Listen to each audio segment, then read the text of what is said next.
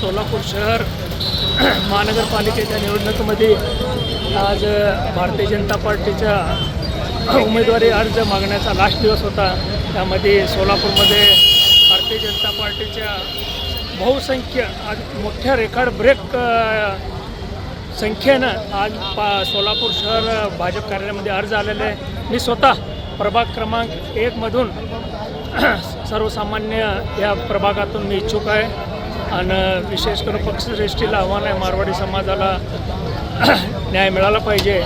गेल्या 15 ते 20 वर्षापासून मारवाडी समाजाचं लोकप्रतिनिधी कोणी नाही, तरी पक्षश्रेष्ठीने यावेळेस विचार करून मारवाडी समाजाला न्याय द्यावा ही नम्र विनंती। धन्यवाद।